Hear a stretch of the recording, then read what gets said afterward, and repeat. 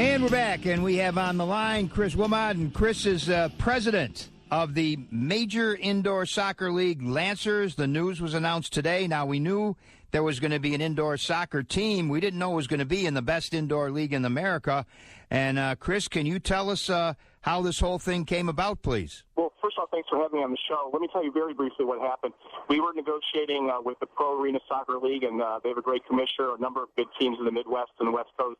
But frankly, when it came down to it, the MISL, the Major Indoor Soccer League, especially after their merger, actually their acquisition by the United Soccer League, USL, it made our choice kind of easy in the last week or so. We are joining 4 MISL teams with 3 new teams, the 3 new teams being Rochester, Syracuse, and Norfolk, Virginia. So there'll be 7 teams guaranteed by November, possibly an 8th, and then maybe 4 more within the next 2 seasons. So we're very proud and honored and happy to be invited into the MISL and bringing back a proud Rochester Lancers tradition, this time indoors at the Blue Cross Arena. Okay, and can you tell us how the Lancers came about? Whose idea was this, Chris? And the person who really gets the credit, I mean, I'm honored to be invited in as an owner and a president, but it's Soccer Sam Fantuzo of Salvatore's fame, and he's the one who had the foresight to acquire the brand several years back and push this and really work hard. He worked for the Rhinos as I did. I was an owner. He was an employee for a long time of the Rhinos and did a lot of good work there. But Sam's heart has always been a little more in the indoor game than the outdoor game. He loves the high scoring. I'm a convert myself. I've seen a couple indoor games now. And I think once people get to the Blue Cross Arena starting in November, if you come once, you'll get hooked. The scoring is amazing. It's like hockey. You can play the ball off the boards and the glass, as you know. There's not an offsides rule. It's very much like hockey also, where you can do shift changes in the middle of plays.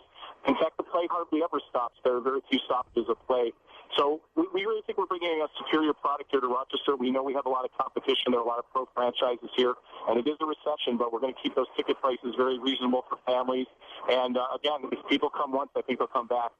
Okay, now, obviously, we already have a crowded pro sports landscape in Rochester, Chris. You guys will be going up against, at least for portions of your season, the hockey Amherst, the basketball Razor Sharks, and the Major Indoor Lacrosse Nighthawks.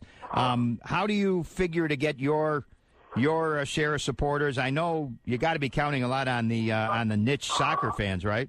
Oh, absolutely, and the majority of our games, not all, but the majority of our home games will be played around 2 o'clock on Saturdays. We think that'll help. You know, if it's a cold winter's day on the weekend, a lot of people, once the sun goes down, as it does early in the winter, we think people want to be home with their families or doing something else. So we think our start times are good.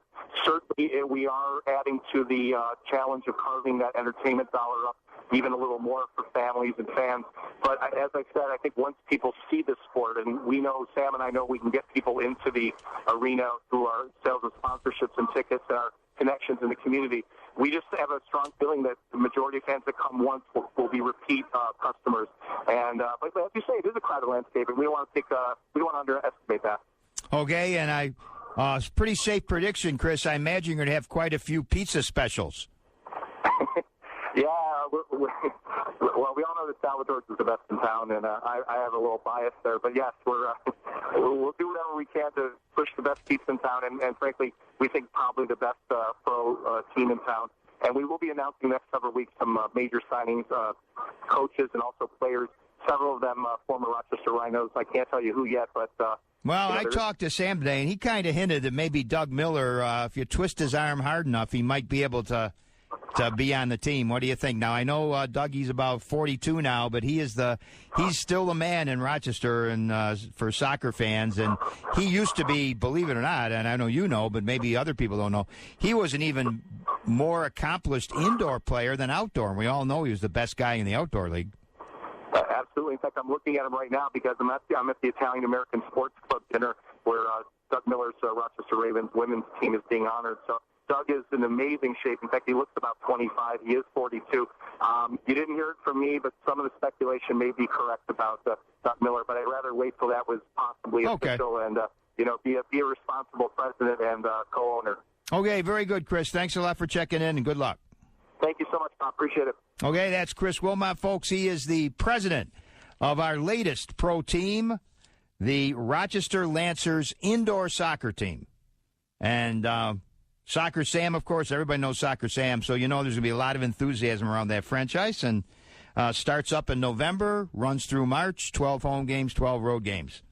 And if you've never seen indoor soccer, it is a very, very fast game.